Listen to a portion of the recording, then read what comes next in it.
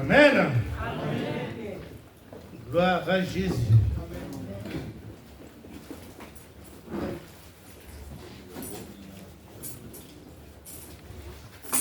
Je bénis le Seigneur pour la journée d'aujourd'hui. Amen. Une journée exceptionnelle comme d'habitude. C'est une journée où le Seigneur Dieu nous bénit en toutes choses et qui nous permet d'écouter la parole de Dieu. Le dimanche dernier, on a commencé le psaume chapitre 1. Dieu nous a permis de partager sa parole sur les 2 premiers versets. Amen. Amen. Et après le culte, les bien-aimés m'ont dit qu'il fallait finir le chapitre. Et Dieu nous permet aujourd'hui de finir le chapitre avec les 4 autres versets qui sont restés. Si vous permettez, au nom du Seigneur Jésus-Christ, on va lire et commencer à partir du verset 3. Mais on lira à partir du premier. Heureux l'homme qui ne marche pas selon le conseil des méchants, qui ne s'arrête pas sur la voie des pécheurs et qui ne s'assit pas en compagnie des moqueurs, mais qui trouve son plaisir dans la loi de l'Éternel et qui la médite jour et nuit. Alléluia. Amen. Et à partir du verset 3, il est dit ceci. Il est comme un arbre planté près d'un courant d'eau qui donne son fruit en sa saison et dont le feuillage ne se flétrit point. Tout ce qu'il fait lui réussit. Amen. Amen. Il est comme un arbre planté près d'un courant d'eau. Qui? Celui qui trouve son plaisir dans la loi de l'Éternel et qui la médite jour et nuit. On dit, il est comme un arbre. Pourquoi la parole de Dieu va dire que cet homme est comme un arbre planté près d'un courant d'eau qui donne ses fruits en sa saison, dont le feuillage ne se flétrit point. Tout ce qu'il fait lui réussit. Vous voyez, bien-aimés, l'arbre joue un grand rôle dans la nature. Et c'est même l'œuvre de Dieu. L'arbre nourrit les hommes à travers ses fruits. L'arbre donne l'ombre et permet à l'homme de se reposer à l'ombre. L'arbre permet la purification de l'air. Et l'arbre sert aussi à arrêter l'érosion. L'arbre a un grand rôle à jouer dans la nature. Mais quand la parole nous dit que l'homme est comme un arbre planté près d'un courant d'eau, voyons voir spirituellement. Ce symbole, spirituellement, est grand. Ici, l'arbre est le symbole de la vie, le symbole de la croissance et le symbole de la fertilité. Suivez bien, bien-aimés, écoutez bien. Le symbole de la vie, de la croissance et de la fertilité. D'abord, pourquoi la vie? Quand un arbre est planté, cet arbre doit grandir. Cet arbre vit, cet arbre doit grandir. C'est ce qu'on appelle la croissance. Mais il y a une chose qui fait la particularité de cet arbre, c'est que cet arbre est planté près d'un courant d'eau. Alléluia. Amen. Près d'un courant d'eau. Il y a une signification à ça. Mais commençons d'abord par cette vie. Parce que si on voit dans Jean au chapitre 10, le verset 10 bis, le Seigneur Jésus nous dit ceci.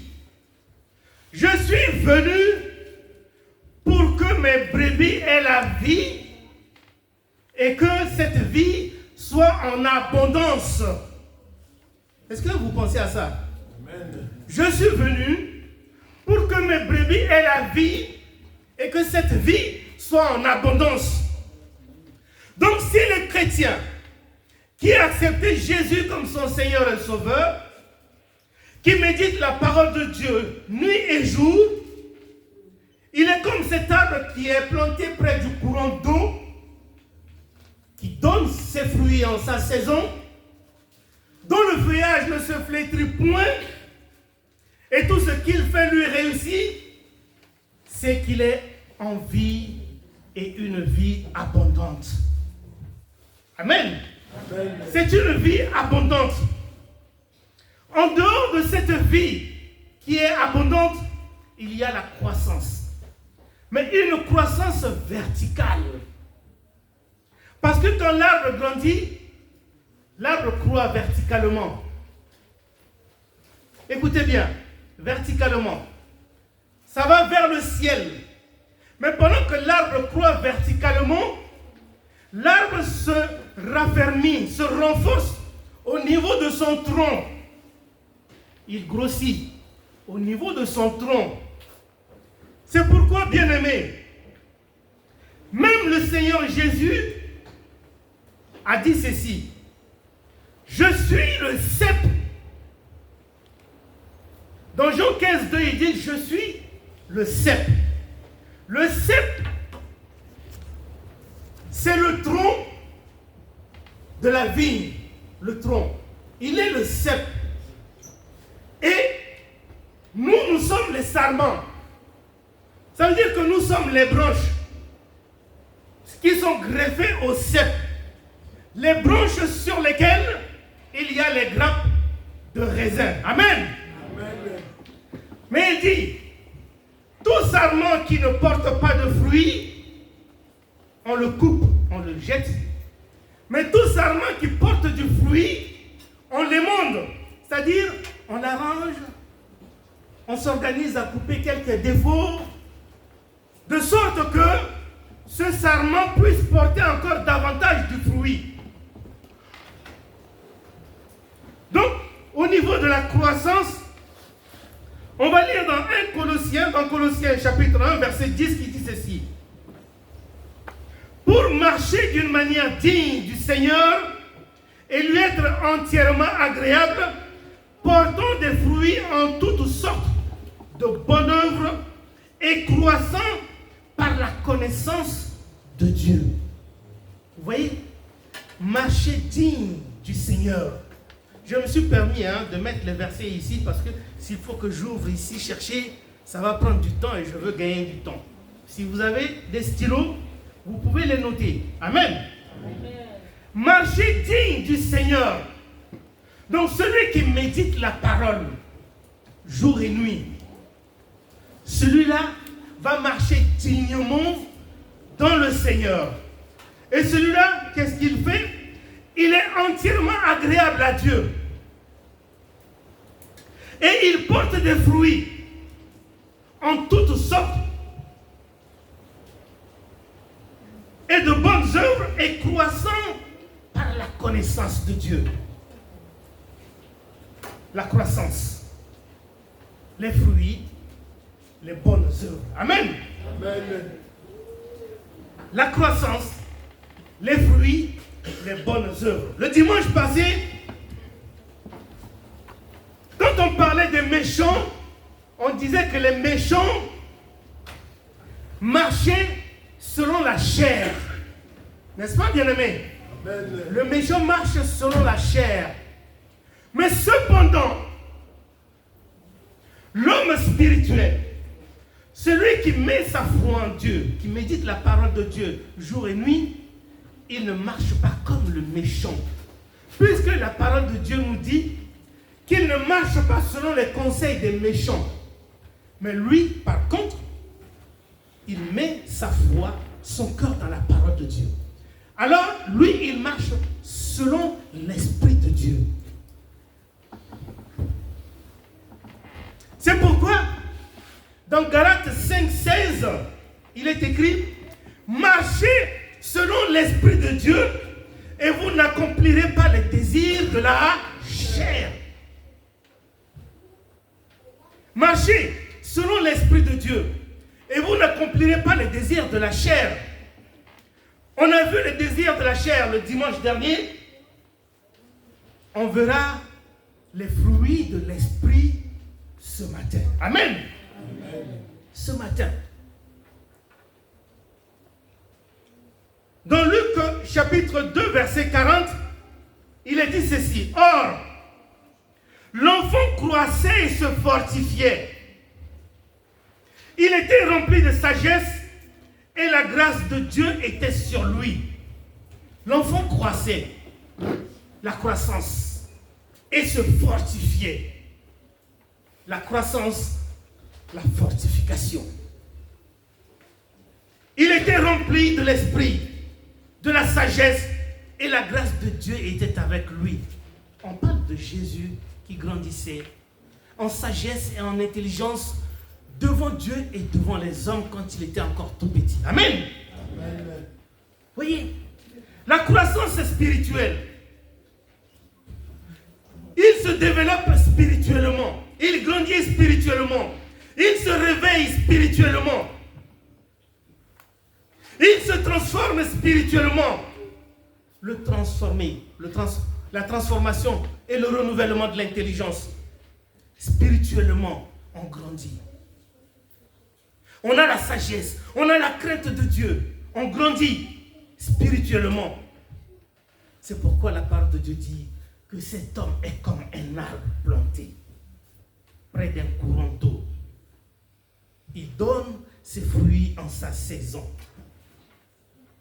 Et dont le feuillage ne se flétrit point. Amen. Amen. Même dans Genèse, quand Dieu bénit ceux qu'il a créés en disant « Soyez féconds, multipliez, remplissez les eaux de la mer et que les oiseaux multiplient sur la terre. » Tout ça. Mais déjà, il y a la bénédiction dans tous les domaines. Bénédiction, la fertilité. Donc, un enfant de Dieu, c'est quelqu'un qui est fertile spirituellement. Amen. Sa fertilité le pousse à transformer le milieu dans lequel il se trouve. Parce qu'il produit quelque chose qui nourrit les autres qui l'entourent. Amen. Amen. Si un enfant de Dieu n'est pas fertile, c'est qu'il y a un problème. Il faut chercher à voir pourquoi on n'est pas fertile spirituellement. Nous devons être fertiles spirituellement. Amen. Amen. Mais bien aimé, cet arbre est planté près d'un courant d'eau. Alors c'est quoi le courant d'eau? Ce qui fait la différence entre un arbre planté dans le désert et un arbre planté près d'un courant d'eau, c'est que l'eau nourrit les racines de cet arbre en tout temps. Amen. Amen. Est-ce que vous avez une idée là-dessus? Amen. L'eau nourrit les racines de cet arbre en tout temps.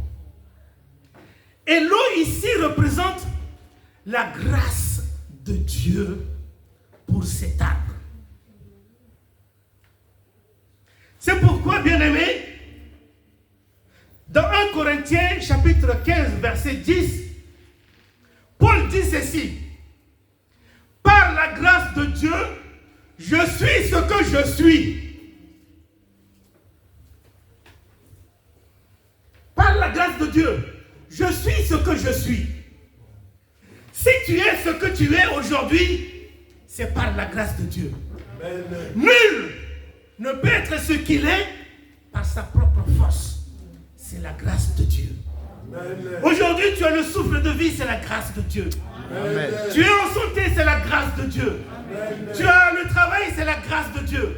Amen. Tu as les moyens financiers, c'est la grâce de Dieu. Amen. Tu as une voiture, c'est la grâce de Dieu. Amen. Tu respires, c'est la grâce de Dieu. Amen. Tu t'habilles bien, c'est la grâce de Dieu. Amen. Tu as une famille, c'est la grâce de Dieu. Tu es grand, c'est la grâce de Dieu. Tu es beau, c'est la grâce de Dieu. Tu es belle, c'est la grâce de Dieu. Tout n'est que grâce. Sans la grâce de Dieu, nous sommes rien. Amen. C'est pourquoi l'eau coule pour nourrir cet arbre. L'arbre s'enracine dans l'eau. L'arbre trouve sa force. La source de son existence se trouve dans cette source d'eau, le rocher du salut. Dans cette source d'eau, le rocher du salut. Et si le feuillage ne se flétrit point, c'est parce qu'il y a la source d'eau. Quel que soit le degré du soleil, il y a la source d'eau qui est là. Parce que le feuillage, c'est un symbole de rajeunissement. Amen. Amen. Le symbole de rajeunissement, de la transformation. Vous voyez, bien-aimés, spirituellement, on doit se rajeunir tout le temps. Parce qu'on fait des recherches. On fait une plongée sous-marine dans la parole de Dieu.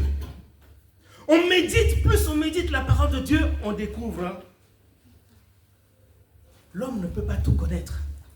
Mais plus on est dans la méditation, plus on découvre des révélations que Dieu nous donne. Et on bénit le Seigneur.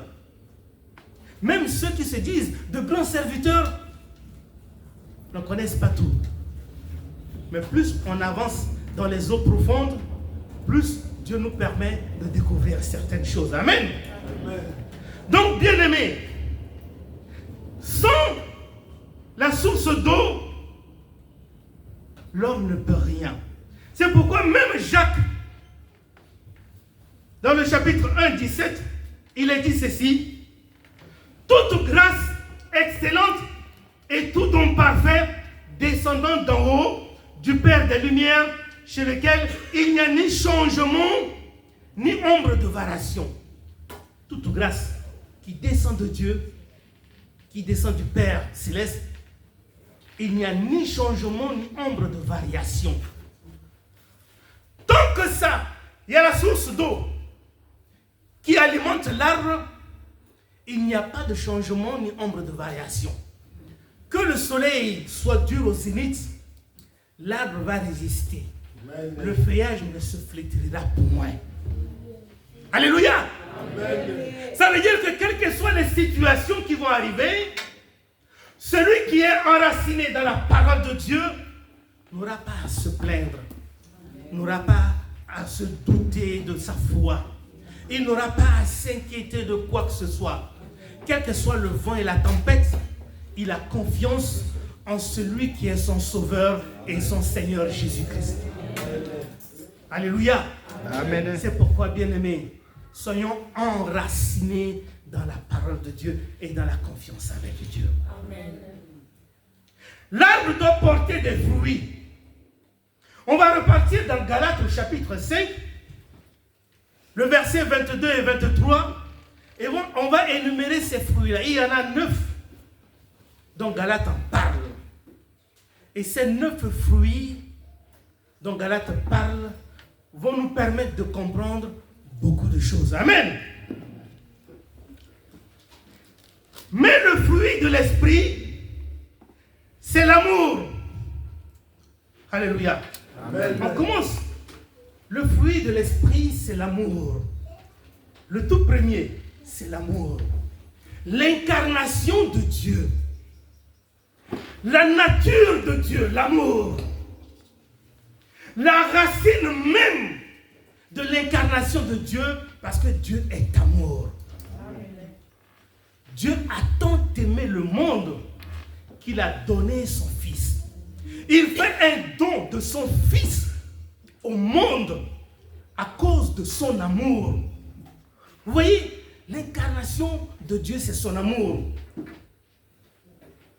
Mais Romains 5:8 nous dit ceci aussi, que Dieu prouve son amour envers nous en ce que lorsque nous étions encore pécheurs, Christ est mort pour nous. Pendant que tu étais encore pécheur dans le monde, pendant que tu étais encore dans la boue du péché, pendant que tu te vautrais dans la boue du péché, pendant que tu étais dans les ténèbres, pendant que tu étais dans la prostitution, dans le vol, dans l'ignominie, Dieu a prouvé son amour envers toi en ce que son Fils soit mort pour toi. La nature de l'amour de Dieu. C'est pourquoi Jésus, il a parlé de cet amour. Il a condensé les commandements en deux choses, en disant, tu aimeras le Seigneur ton Dieu de tout ton cœur, toute ton âme, tout ton esprit, et tu aimeras ton prochain comme toi-même. Amen. Amen. Matthieu 22, 37 à 39. Le premier, le plus grand, voici le second qui lui est semblable. Tu aimeras ton prochain comme toi-même. L'amour caractérise la nature même du chrétien aussi. Parce que le chrétien est l'image de Jésus-Christ. Si Jésus est amour et que tu es chrétien, petit Christ, ça veut dire que tu es l'image de Jésus. Tu es l'imitateur de Jésus. Si Jésus est amour, toi aussi tu dois être dans l'amour de Dieu. Amen. Alléluia. Amen. C'est pour cela que nous sommes appelés à être des chrétiens. Bien-aimés. Alléluia. Amen. Et les caractéristiques de l'amour de Dieu se trouvent dans 1 Corinthiens 13. Quand nous lisons à la maison, nous allons comprendre. L'amour ne fait rien de mal. L'amour ne cherche pas son propre intérêt. L'amour ne se vante pas. L'amour ne fait pas ceci. Nous allons lire à la maison. Et à la fin, on dit, verset 13 dit, maintenant ces trois choses demeurent, la foi, l'espérance et l'amour. Mais l'amour est le plus grand. La foi, l'espérance et l'amour. Mais l'amour est le plus grand. L'amour coordonne tout. Alléluia. Amen. Mais après le premier fruit, qui est l'amour, cité par Galate, il y a la joie. La joie. Amen. Amen. La joie. Bien-aimés, soyons toujours joyeux.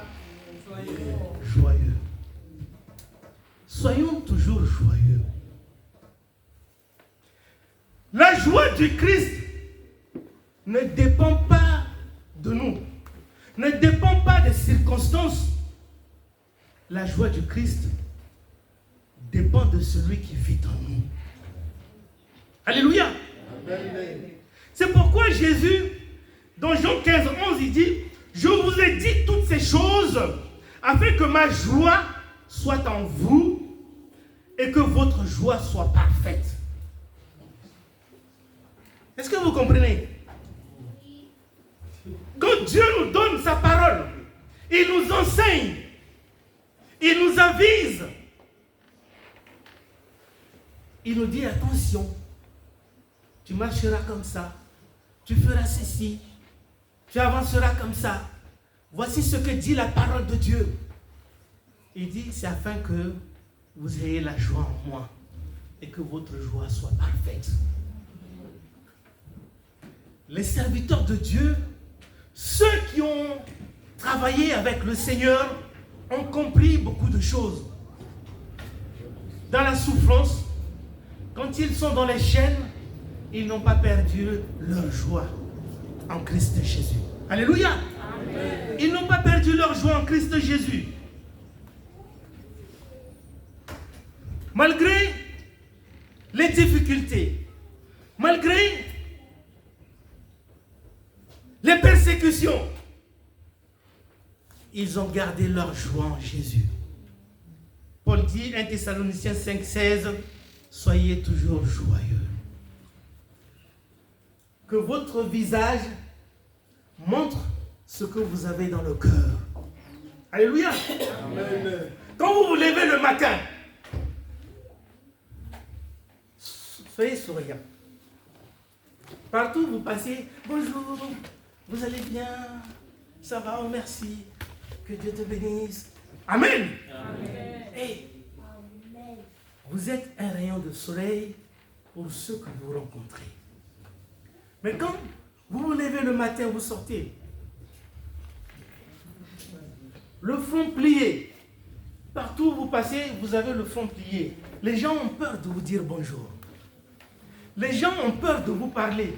Parce que dès qu'ils vous voient là, front plié, on dit, celui-ci, on dirait qu'il a des problèmes. Hein? Deux fois, on te parle,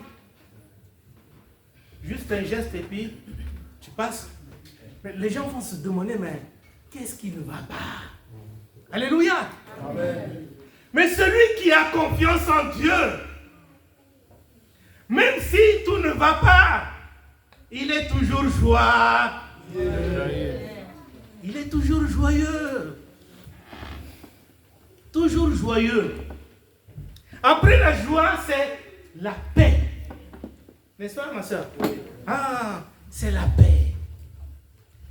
La paix du cœur. Jésus dit dans Jean 14, 27, je vous donne la paix. Je vous donne ma paix. Je ne vous la donne pas comme le monde donne. Que votre cœur ne se trouble pas, ni ne s'alarme pas. Alléluia. Amen. La paix du cœur. La paix. Il y a des gens qui ont beaucoup de moyens financiers.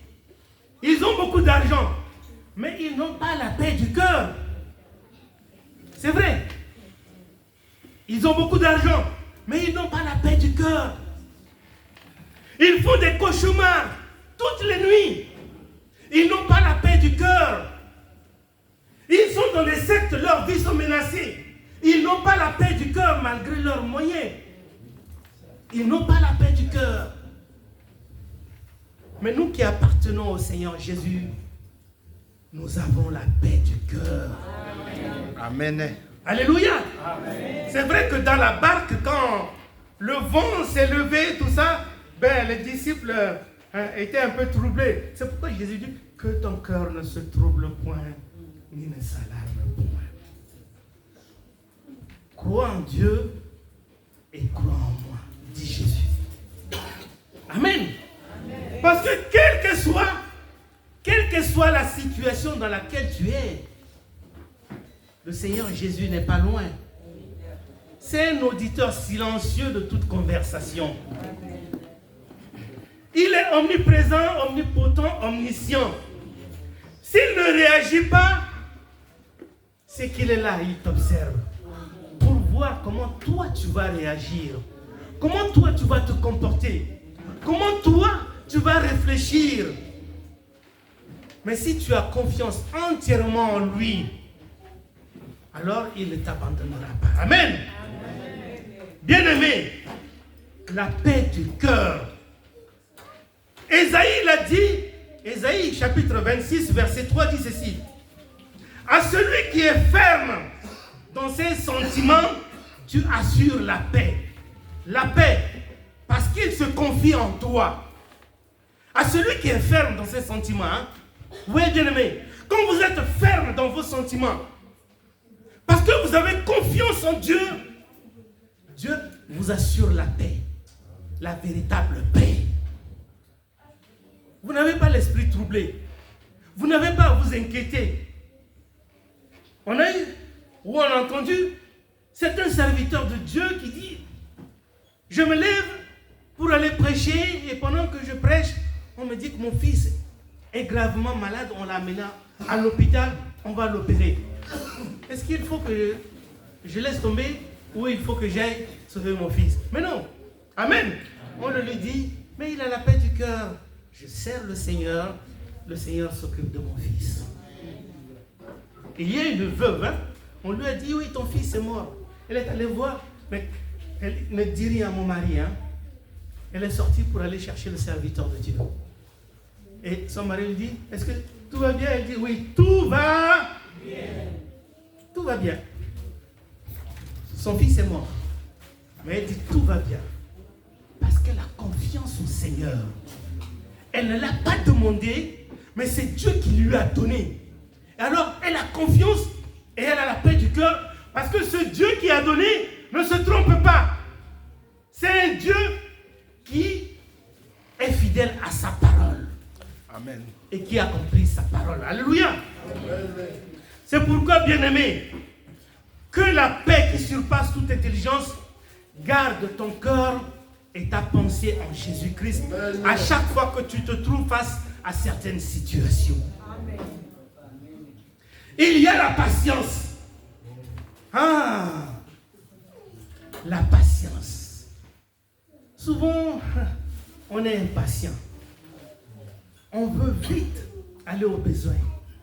On veut vite trouver. On veut vite gagner. Soyez patient. Amen. Amen. Soyez patient. Quand on dit à un homme, sois patient, ton tour viendra. Non. Mais moi aussi. Hein? Maman, sois patiente. Oh non, il n'y a pas de patience. Mais non, il faut être patient dans la vie. Quelle que soit la durée de la nuit, le jour se lèvera. Quelle que soit la durée de la nuit, le jour se lèvera. C'est pourquoi Éphésiens 4:2 dit, en toute humilité et douceur, avec patience, vous supportons les uns les autres. On doit se supporter les uns les autres avec patience, avec humilité et avec douceur. Si tu n'es pas patient avec ton frère, avec ta soeur, avec ton mari, avec ton épouse, avec ton enfant, si tu n'es pas patient avec ton oncle, avec ton patron, tu n'y arriveras pas. Il faut être patient. Alléluia. Amen. Dans la vie, il faut être patient. Dieu a fixé une date pour l'accomplissement de toutes ses promesses prophétiques dans ta vie. Si ça tarde à venir, attends-la avec patience. Elle s'accomplira. Elle s'accomplira certainement, dit la parole de Dieu. Alléluia. Elle s'accomplira. Amen. Ne pense pas que Dieu t'a oublié, non. Elle s'accomplira certainement. Amen. Quand vous voyez un berger se trouve dans la bergerie, il commence à s'occuper des brebis. Il passe sur brebis, sur brebis. Amen. Amen. Il commence par cette brebis. Ensuite, il va à une autre brebis, à une troisième, à une quatrième, à une cinquième. Mais la brebis qui se trouve au rang 40 ne va pas dire que non, le berger m'a abandonné. Non, amen. Le berger va arriver. Pour l'instant, il est au niveau 2, au niveau 3. Il va arriver. Et n'oubliez pas que chaque brebis a des caractéristiques. Et le berger prend son temps pour s'occuper de ses brebis. Alléluia. Amen. Donc, quel que soit le temps que ça prendra, le berger sera à toi. Amen. Ton tour viendra. Amen. Sois patient. Sois patiente, bien-aimé. Et après, ça va être la bonté. Alléluia. Amen. La bonté. Dieu est bon. N'est-ce pas, bien-aimé? Dieu est bon. C'est sa nature. Dieu aussi nous demande d'être bon. Soyez bons les uns envers les autres. Éphésiens 4:32. Soyez bons les uns envers les autres. Vous pardonnant réciproquement comme Dieu a pardonné en Christ. Vous voyez, bien aimé, soyez bons les uns envers les autres, vous pardonnant réciproquement comme Dieu a pardonné en Christ Jésus. Si Dieu nous a pardonné nos péchés, nous aussi, nous avons le devoir de pardonner le péché des autres. Amen. Soyez bons les uns envers les autres. Et cette bonté du cœur nous pousse dans ce pardon réciproque au milieu de nous. Pour ne pas que notre relation soit entachée. Pour ne pas que notre relation soit dans un obstacle, dans une barrière. Pour que notre relation puisse être régénérée, être renforcée. Nous devons nous pardonner réciproquement. Être bons les uns envers les autres. Si quelqu'un t'a fait du mal, avec la bonté de cœur que tu as, tu le pardonnes. Et tu verras que ta relation avec cette personne va se renforcer davantage. Alléluia. Amen. C'est pourquoi la Bible dit, soyez bons les uns envers les autres. Oui, bien-aimés. Et Proverbe 19, 22 dit ceci, ce qui fait le charme d'un homme, c'est sa bonté. Et mieux vaut un pauvre qu'un menteur. Ah. Alléluia. Amen. Ce qui fait le charme d'un homme, c'est sa bonté. Mieux vaut un pauvre qu'un menteur. C'est vrai que dans le monde, il y a des hommes qui mentent beaucoup. Qui mentent. Il y a des hommes qui mentent. Vrai ou faux? Ah, c'est vrai. Qui mentent. À leurs épouses, ils mentent. Ils mentent jusqu'à ce que... Mais celui qui marche selon l'Esprit de Dieu ne peut pas se comporter de la sorte. C'est pourquoi la Bible dit, ce qui fait le charme d'un homme, c'est sa bonté.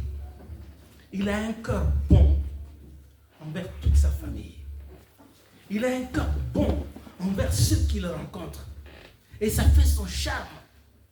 Et quand les gens le voient, les gens disent, oui, cet homme, il a un cœur bon. Tu vas le gifler, mais il ne va pas rembourser. Il ne va pas réagir. Il a un cœur bon. Alléluia. Amen. La bonté, c'est quelque chose qu'il faut avoir. Alléluia. Amen. Après, la bonté, c'est la bénignité. Bénignité. C'est un fruit, bien aimé, un fruit qui caractérise la disposition de cœur de quelqu'un à faire le bien en tout temps et à ne pas rendre le mal pour le mal. C'est un fruit qui nous permet de minimiser certaines situations que les autres peuvent envenimer. Est-ce que je me fais comprendre? Quand il y a certaines situations, vous prenez 3 personnes, vous dites, toi, comment tu vois cette situation? Lui, il va dramatiser. Un autre va dire, c'est trop grave. Mais celui qui a le fruit, la bénignité en lui, il va juger la situation selon sa propre proportion et il ne va pas la dramatiser. Alléluia. Amen. Il ne va pas la dramatiser. On va prendre un exemple dans la parole de Dieu pour nous permettre de comprendre. 1 Samuel, chapitre 24, du verset 1 au 23, vous lirez à la maison, mais moi, ce qui m'intéresse pour qu'on comprenne, c'est le verset 11 et 12. Ma soeur, tu peux mettre le 1 Samuel, chapitre 24, verset 11 et 12. David n'était pas encore roi, mais il était poursuivi par le roi Saül. Parce que le roi Saül avait peur que David prenne sa place.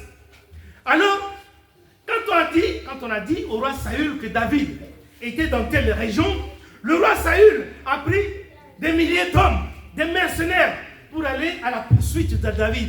Il veut le tuer, finir avec lui. Alléluia.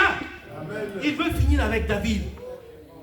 Alors ils arrivent dans une contrée, ils étaient fatigués, ils vont camper dans une grotte. Et ils oublient qu'au fond de cette grotte, David était avec aussi son armée. Ils ne le savaient pas. Alléluia. Alors qu'est-ce qui s'est passé? Les hommes de David ont dit à David, c'est maintenant. Ton Dieu t'a livré Saül. C'est maintenant qu'il faut le tuer pour en finir. Mais David dit, Saül était loin de Dieu. Je ne peux pas porter main sur le roi Saül. Alléluia. Je ne peux pas porter main sur le roi Saül. Alors, le lendemain matin, Saül est sorti de cette grotte avec son armée et David est sorti, il a crié au roi. Ô roi Saül, viens éternellement. Aujourd'hui, il s'est passé quelque chose. Dieu t'a livré. Mes hommes m'ont demandé de te tuer. Mais moi, j'ai dit que je ne porterai pas main sur toi parce que tu es un oint de Dieu. Alléluia. Amen. Tu vois maintenant de tes propres yeux que l'Éternel t'avait livré aujourd'hui entre mes mains dans la caverne. On m'excitait à te tuer, mais je t'ai épargné. Et j'ai dit, je ne porterai pas la main sur mon Seigneur, car il est loin de l'Éternel. Alléluia. Amen. Vois mon père, il appelle même mon père. Malgré ce que le roi Saül est en train de faire, il appelle mon père. Vois mon père. Vois donc le pont de ton manteau. Il a coupé le pont du manteau du roi dans sa main. Et il exhibe, il balance. Vois le pont de ton manteau. Dans ma main, puisque j'ai coupé le pont de ton manteau et que je ne t'ai pas tué, sache et reconnais qu'il y a dans ma conduite ni méchanceté, ni révolte. Amen. Qu'il y a dans ma conduite ni méchanceté, ni révolte. C'est le fruit de la bénignité. Amen. Et que je n'ai point péché contre toi et toi, tu me dresses des embûches pour m'ôter la vie. Vous voyez, bien-aimé, 12 dit ceci. L'Éternel sera juge entre moi et toi, et l'Éternel me vengera de toi, mais je ne porterai point la main sur toi. Amen. Vous voyez, bien-aimé, quand quelqu'un se lève et désire de tout son cœur pour te faire du mal, toi qui as la bénignité en toi, le fruit de l'Esprit de Dieu, tu te remets entre les mains de Dieu. L'Éternel se lèvera entre toi et moi. Il sera notre juge. Mais moi, je ne te ferai pas de mal. La bénignité, bien-aimé. Soyons dans cette position. La fidélité. Dieu est fidèle. Alléluia. Amen. Dieu est fidèle. Mais souvent, les chrétiens ne sont pas fidèles de foi. Pourtant, Dieu dit, il faut être fidèle. Fidèle à Dieu. Fidèle à la parole de Dieu. Josué 24, 14 à 15 dit ceci. Maintenant, Josué parlait au peuple d'Israël que Dieu a fait sortir de l'Égypte. Parce que Dieu voyait leur sort. Et Dieu se plaignait que non, ce peuple qui m'appartient souffre énormément. Alors, il faut délivrer ce peuple. Dieu a délivré ce peuple. Mais ce peuple, malgré ce que Dieu a fait, Dieu les a préservés du désert. Ils étaient poursuivis. Dieu les conduisait, Dieu les protégeait. Dieu a ouvert la mer Rouge. Ils y sont passés. On en a parlé tout à l'heure. Le cavalier et le cheval sont restés dans l'eau. Alléluia. Amen. Ils traversent la mer.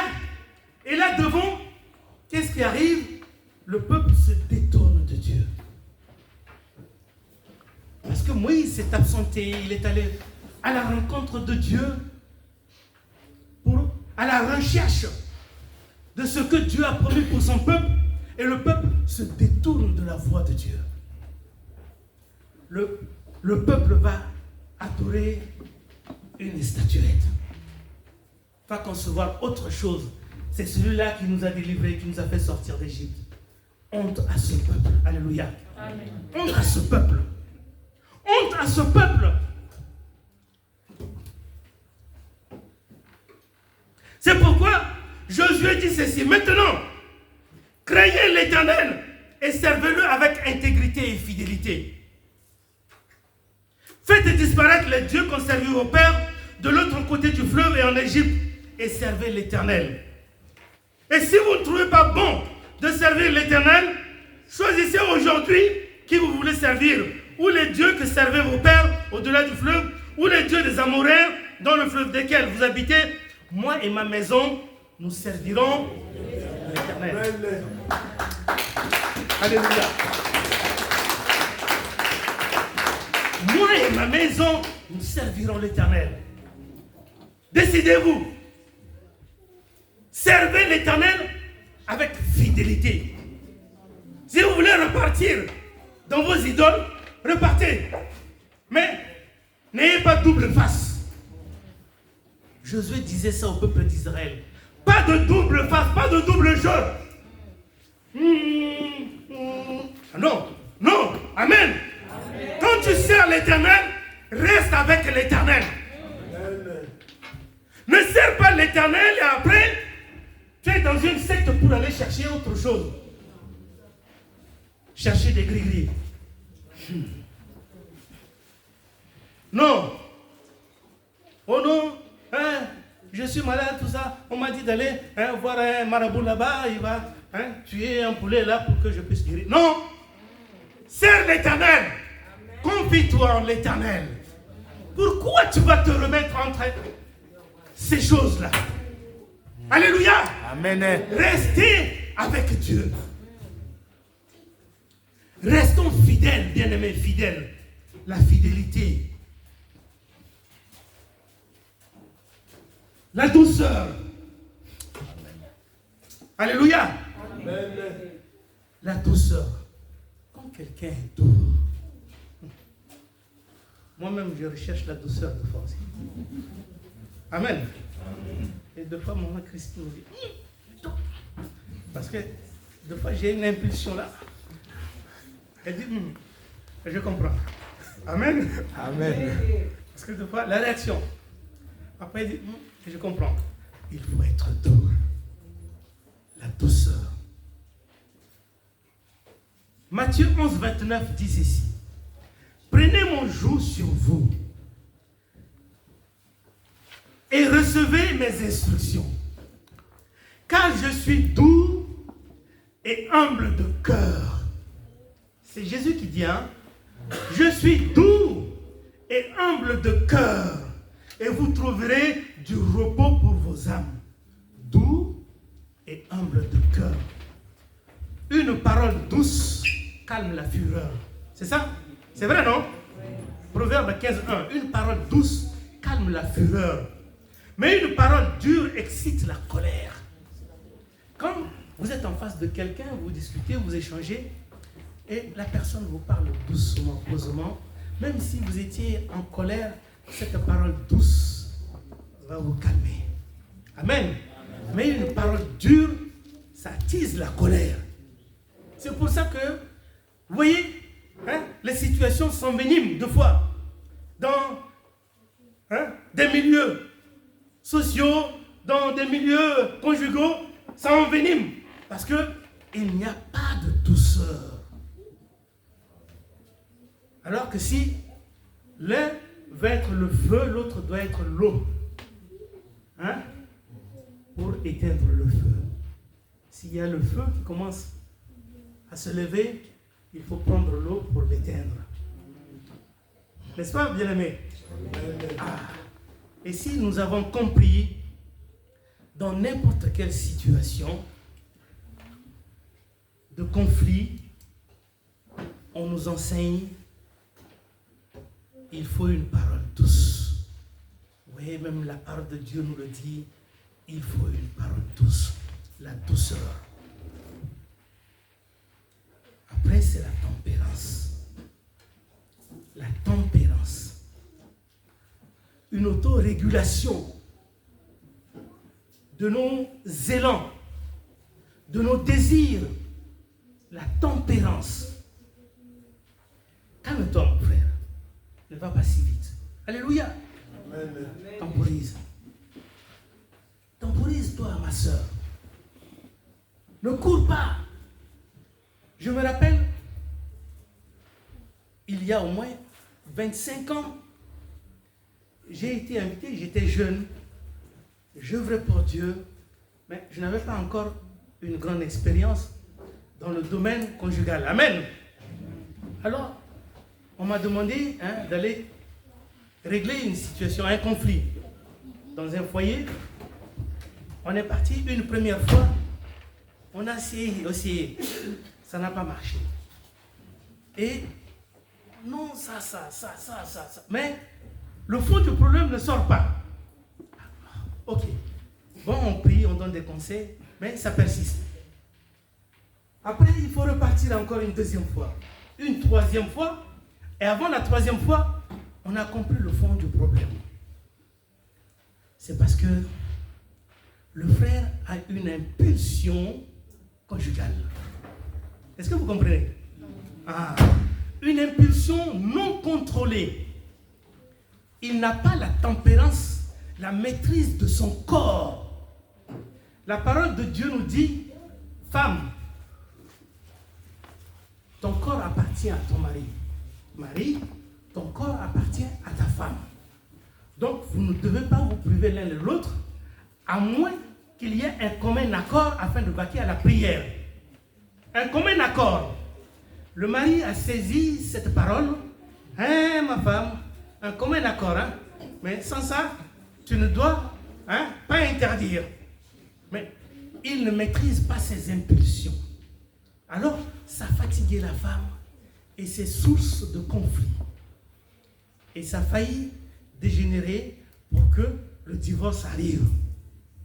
Mais comme elle ne voulait pas dire la vérité, une fois, une deuxième fois, et une troisième fois, Dieu l'a poussé à dire la vérité. Alléluia. La tempérance, la maîtrise de soi. Cette tempérance au niveau conjugal, cette tempérance dans ce qu'on mange, dans ce qu'on boit, cette tempérance, même dans les achats d'impulsion, on doit faire attention.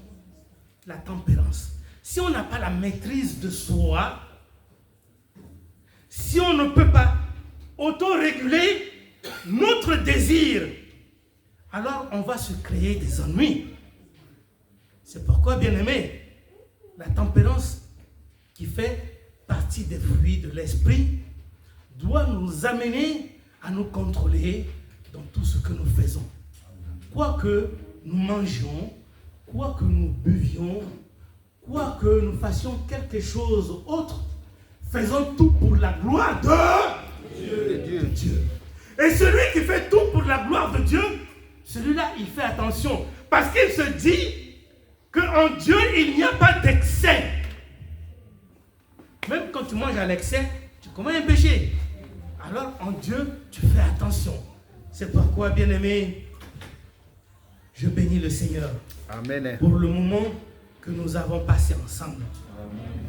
Mais si nous voyons le reste de ce verset où dit le méchant ne pourra pas tenir au jour du jugement, c'est vrai. Le méchant ne tiendra pas. Parce qu'au jour du jugement, il sera comme une paille qui sera dissipée par le vent. On le prendra, aller dans la géhenne. Alléluia. Amen. Et le juste, aller dans le royaume de Dieu. N'est-ce pas, bien-aimé? C'est pourquoi, dans Malachie, chapitre 3, versets 16 à 18, il est écrit « Alors ceux qui craignent l'Éternel se parlèrent l'un à l'autre, l'Éternel fut attentif et il écouta. Et un livre de souvenirs fut écrit devant lui pour ceux qui craignent l'Éternel et qui honorent son nom.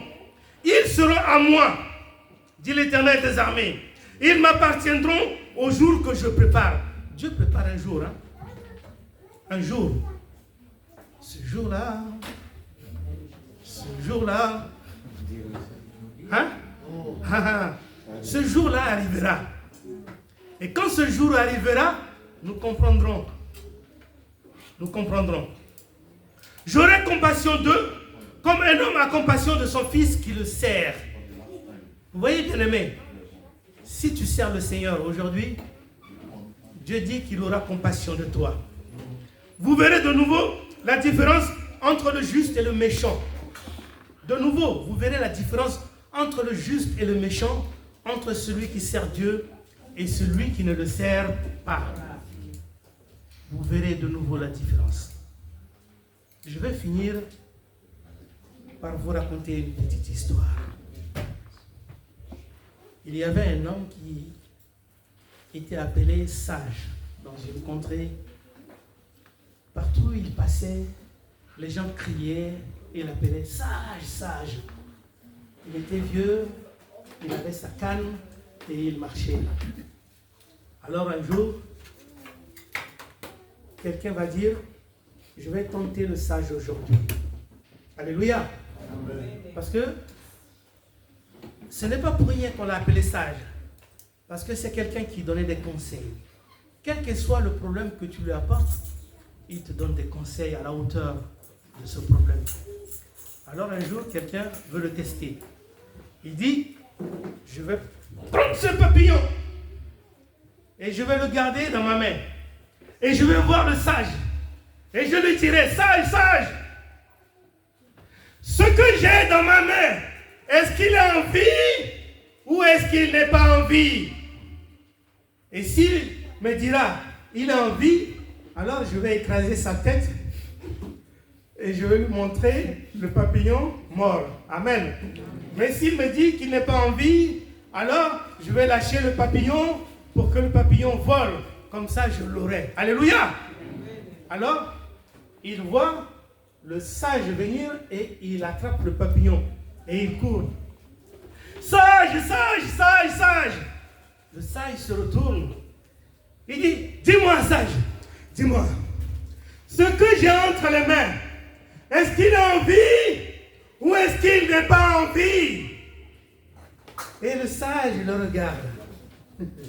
Et le sage l'observe. Et le sage lui dit, s'il a envie, cela ne dépend que de toi. S'il n'est pas en vie, cela ne dépend que de toi.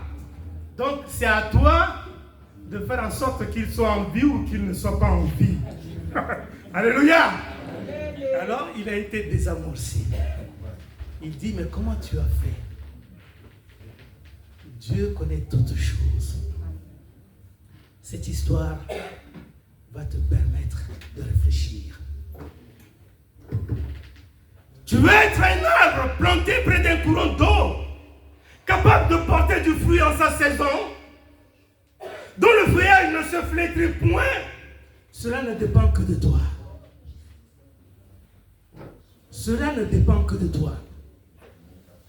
Lance-toi. Fonce là-dedans. Ne te retiens pas. Ne t'arrête pas. Ne te retourne pas. Ne te plains pas. Dieu t'accompagne. La source d'eau est avec toi. La grâce de Dieu est avec toi. Alléluia. Amen. Même si tu vois le méchant, ne le convoite pas. Parce que le sort qui lui est réservé n'est pas le sort qui t'est réservé. Alléluia. Amen. Dieu t'a réservé quelque chose de plus grand. Une couronne, une pierre sur laquelle est gravé ton nom. Il n'y a que toi qui connaîtras ce nom. Alléluia. Est-ce qu'on peut se mettre debout, bien-aimé?